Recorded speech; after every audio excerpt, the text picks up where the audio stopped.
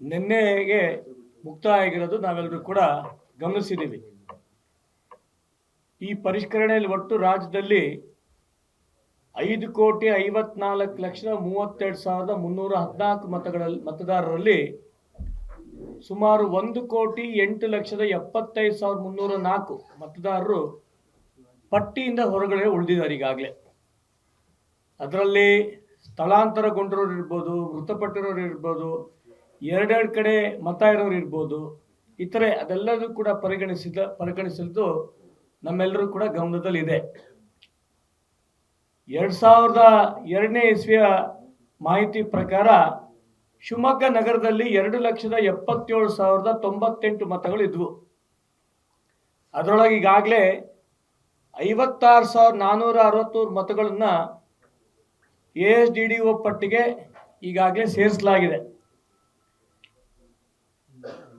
Curd ಪ್ರತಿ ನಮ್ಮೆಲ್ಲರ ಕೈಗೆ 24ನೇ ತಾರೀಕು ಅಂದ್ರೆ ಈ ಆಗಸ್ಟ್ 24ನೇ ತಾರೀಕು ನಮ್ಮೆಲ್ಲರ ಕೈಗೆ ಸಿಗತ್ತೆ.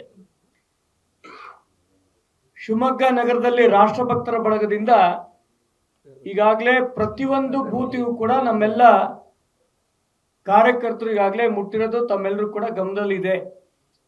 ವಿಶೇಷವಾಗಿ ಪ್ರತಿಯೊಂದು ಬೂತ್ನಲ್ಲೂ ಕೂಡ ಪುರುಷ ಅಧ್ಯಕ್ಷ ಮತ್ತೆ ಪ್ರಧಾನ ಕಾರ್ಯದರ್ಶಿ, ಅದೇ ರೀತಿ ಮಹಿಳಾ ಅಧ್ಯಕ್ಷೆ ಮತ್ತು ಪ್ರಧಾನ ಕಾರ್ಯದರ್ಶಿ, ಈ 288 ಬೂತ್ಗಳಲ್ಲೂ ಈಗಾಗಲೇ ನಾವು ನೇಮಕ ಮಾಡಲಾಗಿದೆ. ಅದರ ಪ್ರಯುಕ್ತ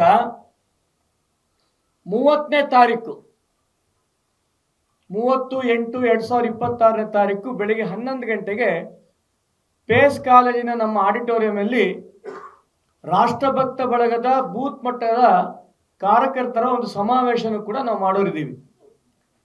ಈ ಸಮಾವೇಶದಲ್ಲಿ ಈಗಾಗಲೇ ನಾವು ಹೇಳ್ದಂಗೆ ಪ್ರತಿಯೊಂದು ವಾರ್ಡಿನ ಅಧ್ಯಕ್ಷರುಗಳ ಕೈಯಲ್ಲೂ ಕೂಡ ಮತದಾರರ ಪಟ್ಟಿಯನ್ನು ನಾವು ಕೊಡೋರಿದ್ದೀವಿ.